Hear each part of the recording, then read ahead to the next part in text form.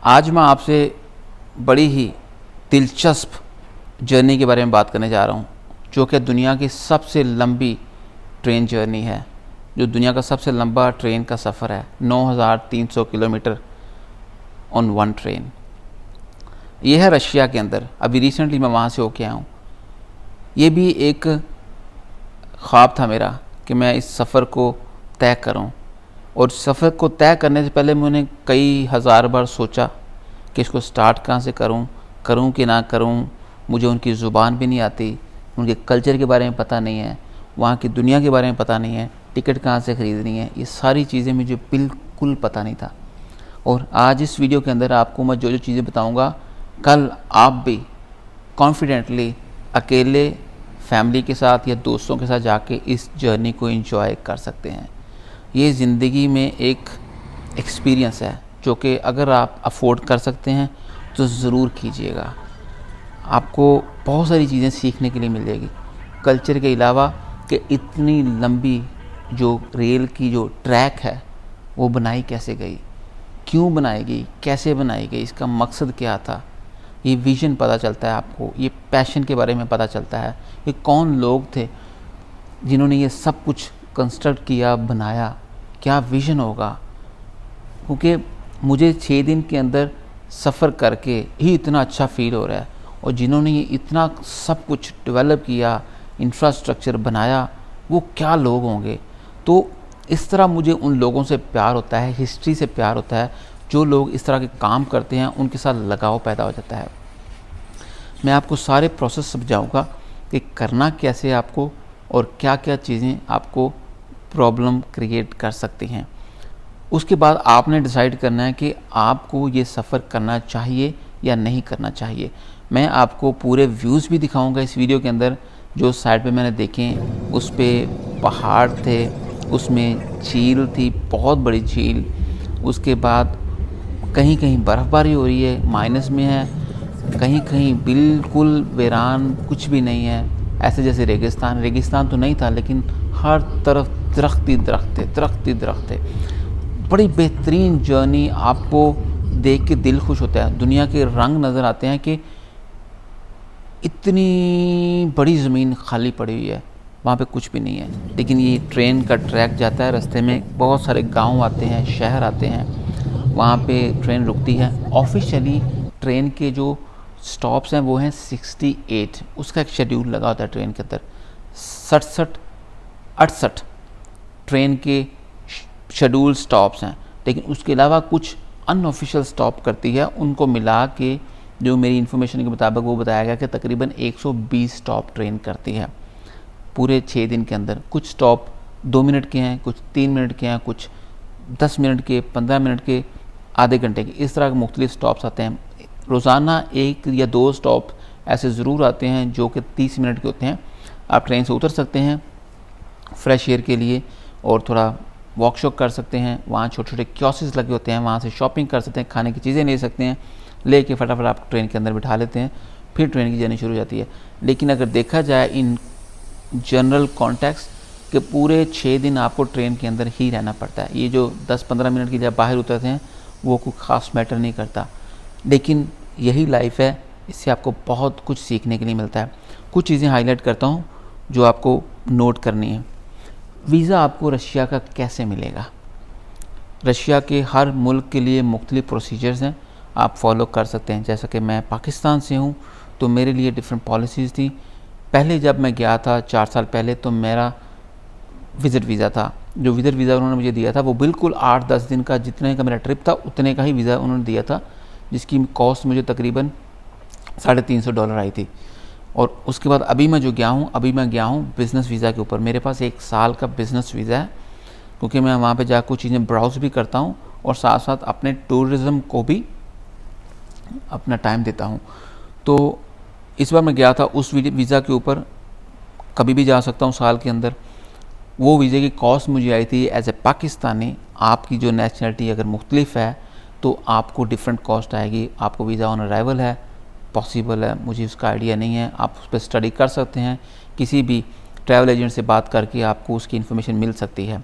तो मुझे जो इसकी कॉस्ट आई थी तकरीबन वो टोटल मिला के $1650 की कॉस्ट आई थी सब कुछ मिला के। लेकिन उसके साथ आपको डॉक्यूमेंट्स प्रोवाइड करने पड़ते हैं, आप कहाँ पे रिसाइड करते हैं, कहाँ पे रहते हैं, किस मुल्क की नेशनलिटी है आपकी, अगर बिज़नेस करते हैं तो उसके लिए एनओसी चाहिए, बैंक स्टेटमेंट चाहिए जो कि बहुत ज़रूरी है। वो मेरी आप पिछली एक वीडियो में आप देख सकते हैं, मैंने बताया हुआ है कि आपकी बैंक स्टेट कितनी पावरफुल है, कितनी कमज़ोर है, उससे फ़र्क नहीं पड़ता, लेकिन कितने अच्छे तरीके से मेंटेन की गई हुई है ये बहुत ज़रूरी है। अगर आपने उसको फेक तरीके से बनाया हुआ है तो आपके चांसेस कम होते हैं वीज़ा मिलने के।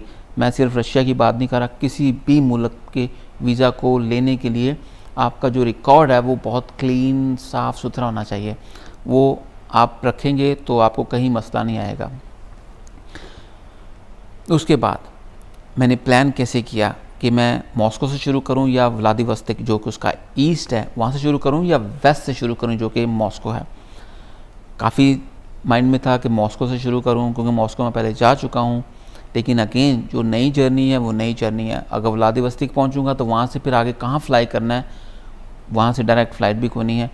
तो ये सारी चीज़ें करते करते अचानक मेरे दिमाग में एक प्लान आया कि मेरे ऑलरेडी ईस्ट साइड पे कुछ कंट्रीज़ को मैंने विज़िट करना था, जिसमें था कंबोडिया था, और उससे पहले मुझे थाईलैंड किसी काम के सिलसिले में जाना था।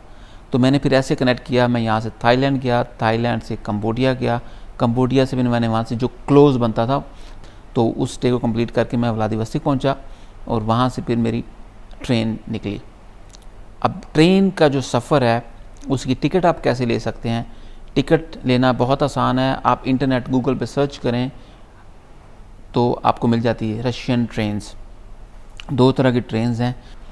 जिस ट्रेन से मैं गया हूँ वो 6 दिन 2 घंटे में सफ़र तय करती है, और जो दूसरी ट्रेन है वो सिस्टम वही है, ट्रैक वही है, लेकिन उसका थोड़ा सा रूट डिफरेंट है कहीं ना कहीं किसी शहरों से।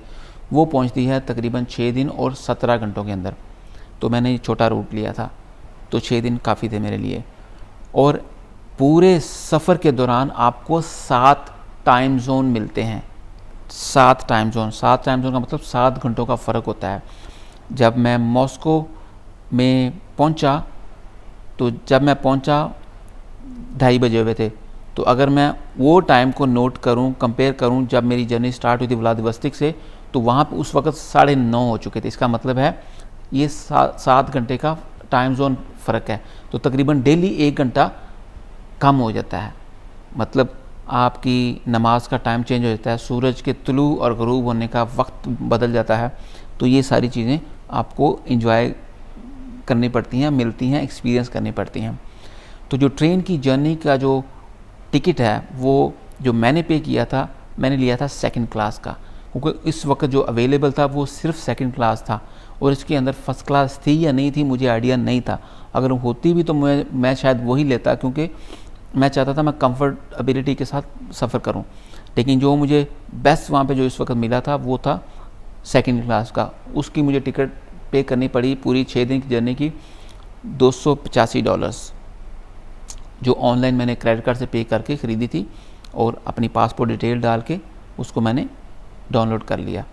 तो वो आपके साथ हो जाती है, क्योंकि जब आपका एयरपोर्ट से वीज़ा वेरीफाई हो जाता है तो बस उसके बाद फिर आपको आगे सिर्फ डबल चेक करते हैं कि आपके नाम की टिकट है, तो वो जो आपकी जो कार नंबर, जो बोगी जिसको बोलते हैं, बोगी का जो कार का जो कंडक्टर होता है वो चेक करता है और आपको एंटर होने देता है। यह है टिकट। और उसके तरह की मुख्तलिफ डिफरेंट लेवल्स की टिकट्स हैं। एक टिकट आपको मिलती है $160-61 की, तो वो ट्रेन का डब्बा जो होता है, या बोगी होती है या कार होती है, वो डिफरेंट होती है। वहाँ पे कंजस्शन बहुत ज़्यादा होती है, बहुत ज़्यादा लोग होते हैं, तो लोग सफ़र तो करते हैं वहाँ पे। मैंने देखा वहाँ पे लोग सफ़र कर रहे थे उन बोगियों के अंदर भी, लेकिन वो ज़्यादातर थे आर्मी के स्टाफ वहाँ के जो थे, काफ़ी मतलब यंग लड़के थे। वो काफ़ी क्राउडेड होता है वहाँ पे, मुश्किल होती है, लेकिन ठीक है उनकी मर्ज़ी है वो क्या करते हैं। लेकिन उनके सफ़र भी ज़रूरी नहीं है कि सारे इतना लंबा सफ़र ही करें। कुछ लोग छोटे छोटे शहरों से दूसरे शहरों तक जाते हैं, तो क्योंकि वो लोकल ट्रेन भी बन जाती है, इतने ज़्यादा स्टॉप्स करती है, आप जो करीबी शहर हैं वहाँ से दूसरे शहर भी जाते हैं, तो ज़्यादातर लोग इतना लंबा सफ़र नहीं करते। बाई चांस जो मेरे साथ पहला पैसेंजर बैठा था जब मेरी जर्नी स्टार्ट हुई, तो वो तकरीबन 14 घंटे के बाद वो उतर गया था, उसका स्टॉप आ गया था। और उस स्टॉप से ही एक कपल मेरे साथ मेरे केबिन में जिसने ज्वाइन किया था, वो एक आर्मी का यंग कपल था। तो उन्होंने भी मॉस्को आना था। तो जो सिस्टम ट्रेन का होता है ना, वो इस तरह मैनेज करते हैं कि आपके साथ जो लोगों को, पैसेंजर्स को अलाइन करते हैं, वो करते हैं जिनकी जर्नी आपसे मिलती जुलती होती है। तो फिर क्या हुआ कि हालांकि हमारी ज़ुबान तो एक नहीं थी, हम बोल तो नहीं पाए एक दूसरे के साथ, लेकिन गूगल ट्रांसलेशन से हम थोड़ी बहुत बात करते रहे। लेकिन बात इतनी नहीं हुई जितनी एक हो सकती थी 6-7 दिन साथ गुजारने के लिए। तो ये उनके साथ वक्त गुजारने का मौका मिला। तो अभी मैं आपको पूरी वीडियोस दिखाऊंगा कि रास्ते में कैसे कैसे पहाड़ आए, बर्फ़बारी जो इलाके थे वो कैसे थे। उसके पीछे मैं आपको ये भी शेयर करना चाहता हूँ कि अक्सर लोग बोलते हैं ना कि मुल्कों के बारे में उनका एक इमेज बना होता है कि ये मुल्क बहुत अमीर है, बहुत अच्छा है, वहाँ तो पैसा ही बहुत है। लेकिन उसके बारे में मैं आपको बताना चाहता हूँ ऑनेस्टली जो मेरी ऑब्जर्वेशन है। रशिया में जितना मैंने सफ़र किया है, मैंने सेंट पीटर्सबर्ग भी गया हूँ जो कि उनका मेन शहर है यूरोप के बिल्कुल साथ, फिनलैंड के साथ। और दूसरा जो उनका मेन कैपिटल जो बिज़नेस हब है मॉस्को, वहाँ पे भी गया हूँ। वहाँ पे जो निज़ाम है आउट क्लास है, मेट्रोपॉलिटन सिटीज़ हैं, दुनिया है मशीन की तरह चलती है, रश हर तरफ है, मतलब किसी के पास टाइम ही नहीं है, मतलब ज़िंदगी बहुत मसरूफ़ है वहाँ लोगों की। वहाँ पे इतनी इंजॉयमेंट नहीं है। अगर वहाँ से थोड़ा बाहर निकलें तो आपको पूरे पुराने मकान मिलेंगे। इतनी लोग अमीर नहीं हैं। अमीर का मतलब सिर्फ पैसा ही नहीं होता, लेकिन क्या होता है कि एक लाइफस्टाइल भी होता है। वहाँ में मैंने काफ़ी लोगों से इंटरेक्ट करके कोशिश की, लोगों का लाइफस्टाइल बस एवरेज है। अच्छे कपड़े पहन लेने से, ब्रांडेड कपड़े पहन लेने से इंसान खुशहाल नहीं हो जाता। और मैंने वहाँ पे लोगों को ऐसे देखा है, आपको बड़े अच्छे ड्रेसेस के अंदर लोग दिखेंगे, ऐसे लगेगा इम्प्रेस करेंगे आपको जैसे आप उनको देखेंगे आपको लगेगा वाह मैन क्या लाइफस्टाइल है। लेकिन जब आप उनसे बात करेंगे तो उनके अंदर से दिल टूटे रोए रहे होंगे। तो इन चीज़ों को भी लर्न करना बहुत ज़रूरी है। ये मैं अक्सर लोगों को बताता रहता हूँ। आप ट्रैवल ज़रूर करें, लेकिन किसी मुल्क के बारे में या किसी शहर के बारे में अपने दिमाग में हवा बना के कभी ना रखें कि वहाँ के लोग तो बस मज़े में होंगे, जन्नत होगी। ऐसा कहीं नहीं है। आप जहाँ हैं वहीं बेहतर हैं। आप अगर जहाँ हैं वहाँ काम कर रहे हैं तो दुनिया में कहीं भी जाकर आप काम करके सेटल हो सकते हैं। लेकिन अगर आप जहाँ पे हैं वहाँ फेल हैं तो आप कहीं भी जाएंगे वहाँ भी फेल ही होंगे। आई एम सॉरी, मेरी बात आपको बुरी लग सकती है, लेकिन ये मैं आपको अपने तजर्बे की बुनियाद पे बता रहा हूँ।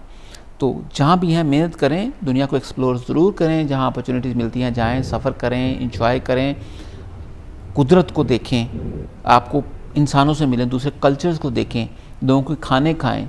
आपको अंदाज़ा होगा कि आप कितने खुश नसीब हैं, कितने अच्छी ज़िंदगी गुजार रहे हैं। इन सफ़र जितने भी होते हैं मैं करता हूँ, इनसे मैं यही चीज़ें बहुत सीखता हूँ। और सफ़र जो करने का जो तरीक़ाकार है वो अक्सर लोग पूछते हैं कि कितना पैसा लगता है और पैसे कैसे मैनेज करते हो।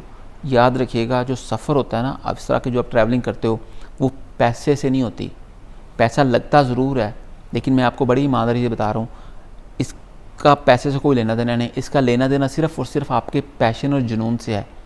वरना मैंने बड़े लोग देखते हैं, जानता हूँ ठीक ठाक पैसे वाले हैं, अमीर लोग हैं, वीज़े भी ले सकते हैं, लेकिन वो सफ़र नहीं करते क्योंकि उनके पास उतना दिल नहीं होता, जुनून नहीं होता, उनकी प्रायोरिटीज़ के अंदर नहीं होता। वो ये चीज़ नहीं करना चाहते, वो अपना पैसा दूसरी चीज़ों पे इस्तेमाल करते हैं देन ट्रैवलिंग।